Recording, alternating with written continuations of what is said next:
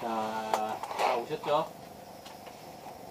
자, 이제 라이딩 포지션. 자, 첫 번째 거 못 들으신 분들은 뭐 이따 끝나고 저녁에 자세 개인적으로 물으시면 제가 조금 가볍게 설명을 드릴게요. 자, 이제 라이딩 포지션은 이제 XC랑은 조금 많이 달라요.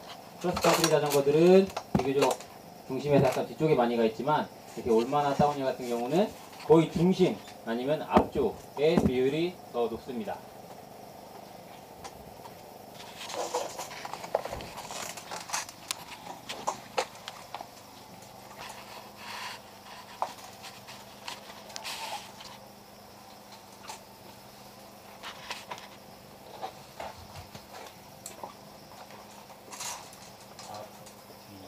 자, 제가 글씨 못 써도 이해해 주시고요. 원래 천천히 글씨 못 쓴다고 했어요. 자, 이 공감 못 하시겠지만 그 자전거 타는데 천재잖아요. 아, 자전거 그렇죠. 아, 인정하죠. 자, 이해해 주시고요. 아, 네. 자전거 탄이라고 글씨를 많이 안 써서. 네. 자, 보통적으로 XC라고 하면은 보통 라이딩을 하게 되면은 대부분 뭐 조금 잘 타시는 분 기준 둘게요. 동호인 중에 잘 탄다고 하시면은 뒤에가 60이고 앞에가 40% 정도 되세요. XC. 근데 저희 이제 올마나 다운힐 쪽에서는 기본 무게 비중을 50대 50으로 둡니다. 앞뒤가 거의 동등하게. 그래서 이게 나중에 잘 탄다 하시면은 뭐 40대 60까지도 가고요. 어이구, 반대로 갔구나. 자, 앞에가 60, 뒤에가 40 정도로 앞쪽으로 가고요. 선수들 같은 경우는 정말 80대 20까지도 갑니다. 왜냐? 이게 빨리 달리고 코너를 들어가기 위해서는 접지력이 중요한 부분은 앞바퀴예요. 뒷바퀴는 버려도 돼요. 왜냐? 뒷바퀴가 돌아가면은 어떻게든 살릴 방법은 생겨요. 근데 앞바퀴가 고속에서 미끌리기 시작하면은 살릴 수가 없어요. 쉽게 말해서 자전거 타시면서 앞바퀴 사라지면은 맨 땅에 헤딩 많이 하시죠.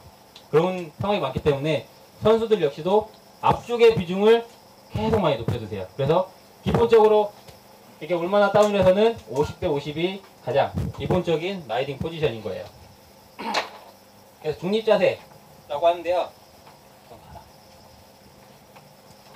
자, 라이딩을 하실 때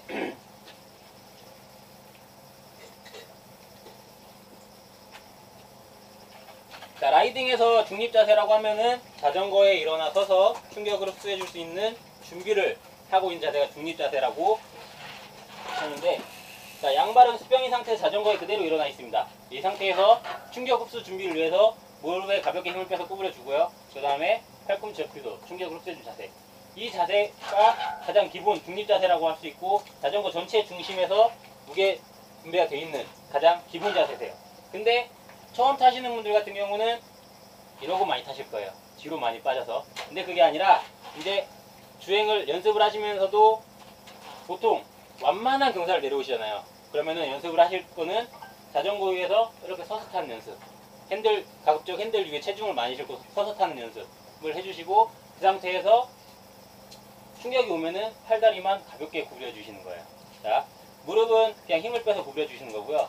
팔은 XC랑 충격을 흡수해주는 범위가 다릅니다.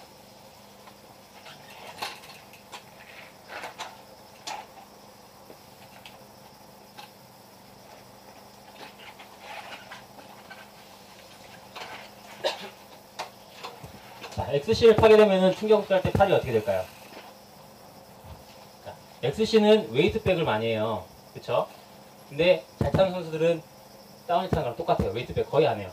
자, XC를 타게 되면은 엉덩이가 뒤로 빠지기 때문에 팔이 뒤쪽으로 많이 후퇴를 하게 되고요. 충격 흡수를 이런 식으로 팔이 올라가는 식으로 많이 하죠. 근데 얼마나 다운힐에서는 상체가 앞쪽 포지션으로 가게 됩니다. 그래서 중립자세에서도 팔은 팔꿈치가 바깥쪽으로, 팔꿈치 뒤로 죽는 게 아니라 팔꿈치가 앞쪽으로 오는 거예요. 그래서 서 있는 상태에서 팔꿈치가 바깥쪽으로 벌어지면서 충격 흡수 준비를 해주시는 거예요. 자, 왜 이런 자세를 취해주냐?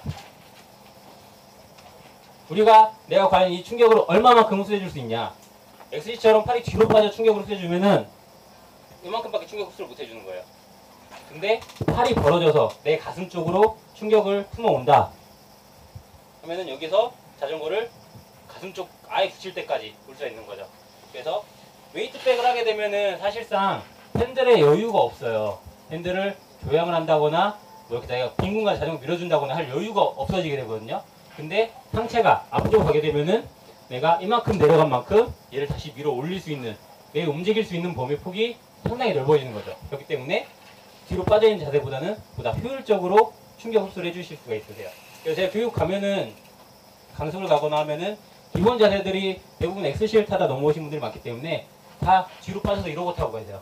팔이 팔꿈치 뒤로 후퇴라는 거죠. 대부분 많이 이러고들 많이 가세요. 근데 그게 아니라 자세를 처음에는 어깨를 앞으로 밀으라고요. 핸들이랑 일직선상에서. 그 상태에서 충격 흡수를 해주시는 게 지속적으로, 장기적으로 고속으로 갔을 때도 오히려 더 좋아요. 자, 그럼 왜 이런 자세를 취해줘야 되냐? 우리가 산을 주행하다 보면은 많은 요철들이 뚝뚝 떨어지죠. 뚝뚝 떨어질 때 내 체중이 앞에 있으면은 나는 핸들을 밀면서 뒤로 빠질 수 있는 공간이 생기는 거예요. 자, 쉽게 해서